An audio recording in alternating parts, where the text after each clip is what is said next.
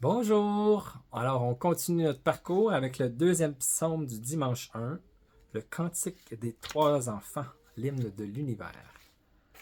Alors, je vais le lire et puis je vais lire le commentaire. Je vais enlever mes lunettes. Toutes les œuvres du Seigneur, bénissez le Seigneur, à lui haute gloire, louange éternelle. Vous les anges du Seigneur, bénissez le Seigneur, à lui haute gloire, louange éternelle. Vous les cieux, bénissez le Seigneur, et vous les eaux par-dessus le ciel, bénissez le Seigneur. Et toutes les puissances du Seigneur, bénissez le Seigneur. Et vous, le soleil et la lune, bénissez le Seigneur. Et vous, les astres du ciel, bénissez le Seigneur. Vous toutes pluies et rosées, bénissez le Seigneur. Vous tous, souffles et vents, bénissez le Seigneur. Et vous, le feu et la chaleur, bénissez le Seigneur. Et vous, la fraîcheur et le froid, bénissez le Seigneur. Et vous, la givre et la rosée, bénissez le Seigneur. Et vous, le gel et le froid, bénissez le Seigneur. Et vous, la glace et la neige, bénissez le Seigneur. Et vous, les nuits et les jours, bénissez le Seigneur. Et vous, la lumière et les ténèbres, bénissez le Seigneur. Et vous, les éclairs, les nuées, bénissez le Seigneur. À lui, haute gloire, louange éternelle. Que la terre bénisse le Seigneur. À lui, haute gloire, louange éternelle.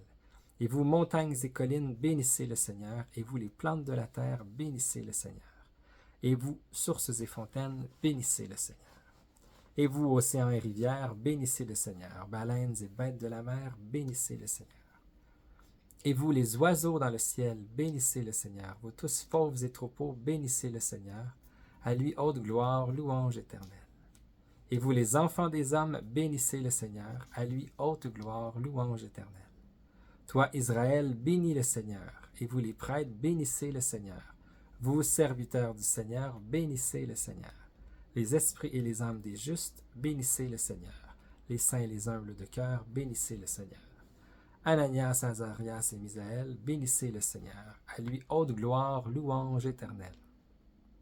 Bénissons le Père, le Fils et l'Esprit Saint. À lui, haute gloire, louange éternelle. Béni sois-tu, Seigneur, au firmament du ciel. À toi, haute gloire, louange éternelle. Méditation. Que toute créature loue le Seigneur. Toutes les œuvres du Seigneur, bénissez le Seigneur. Daniel 3,57. Un souffle cosmique traverse ce cantique tiré du livre de Daniel, que la liturgie des heures propose pour les laudes du dimanche de la première et de la troisième semaine. Et cette admirable prière litanique convient bien au Dies Domini, au jour du Seigneur, qui nous fait contempler dans le Christ ressuscité le sommet du dessein de Dieu sur le cosmos et sur l'histoire. En lui, en effet, l'alpha et l'oméga, le commencement et la fin de l'histoire, Apocalypse 22, 13, la création elle-même prend pleinement son sens, puisque, comme nous le rappelle saint Jean dans le prologue de son évangile, tout a été fait par lui. Jean 1, 3. L'histoire du salut atteint son sommet avec la résurrection du Christ, car celle-ci ouvre l'aventure humaine au don de l'Esprit et de l'adoption filiale, dans l'attente du retour de l'époux divin qui remettra le monde à Dieu son Père. Référence à 1 Corinthiens 15, 24. Dans ce passage litanique, toutes les choses sont comme passées en revue. Le regard se dirige vers le soleil, la lune, les astres.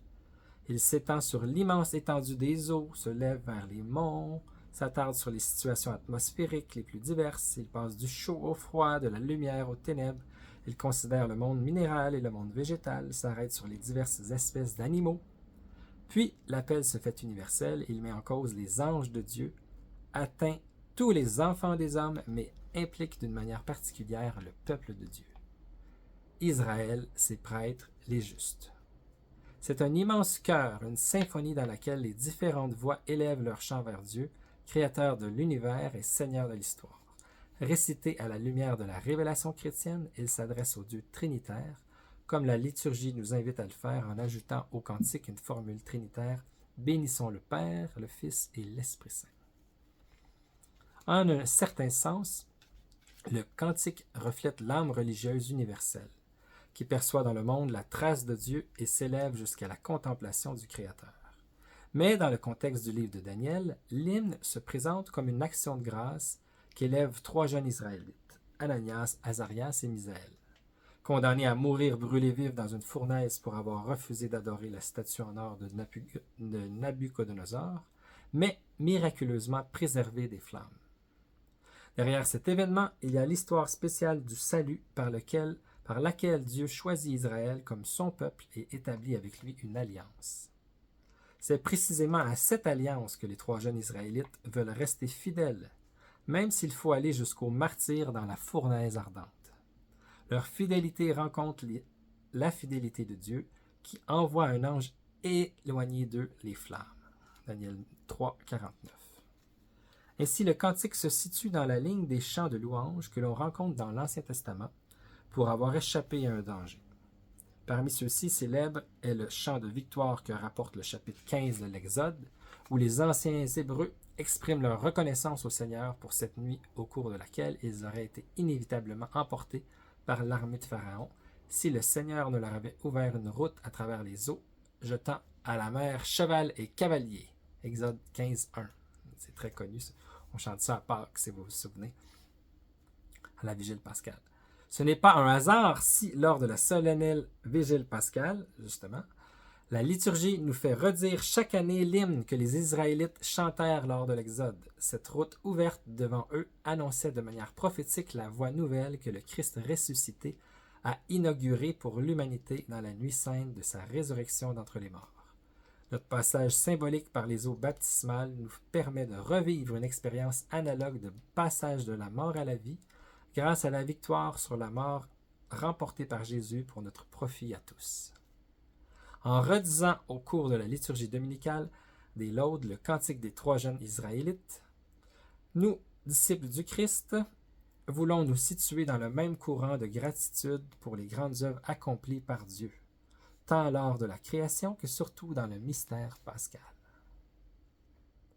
Le chrétien découvre en effet un rapport entre la libération des 3 jeunes gens, dont parle le cantique, et la résurrection de Jésus. En cette dernière, les Actes des Apôtres voient exaucer la prière du croyant qui, comme le psalmiste, chante avec confiance « Tu ne peux pas m'abandonner à la mort, ni laisser ton fidèle connaître la corruption ». Acte 2, 27 et Psaume 15, 10. Le rapprochement de ce cantique avec la résurrection est tout à fait traditionnel.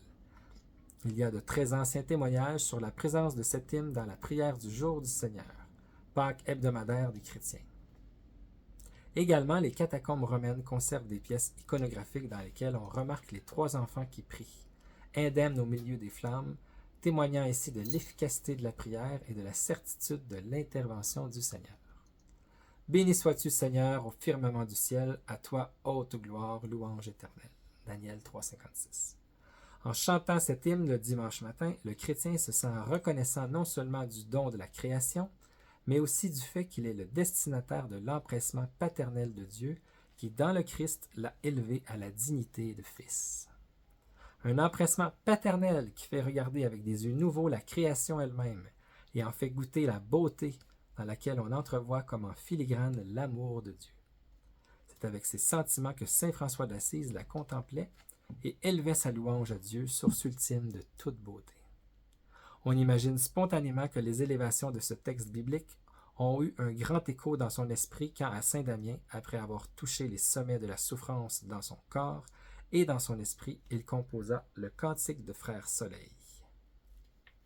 Voilà, c'était l'audience générale du 2 mai 2001. C'est magnifique, ça nous donne le goût de prier. Demain, pour moi, c'est dimanche, alors je vais avoir hâte de prier les laudes avec ça en tête, rentrer dans cette louange. Alors, bonne louange, bonne prière, bonne contemplation.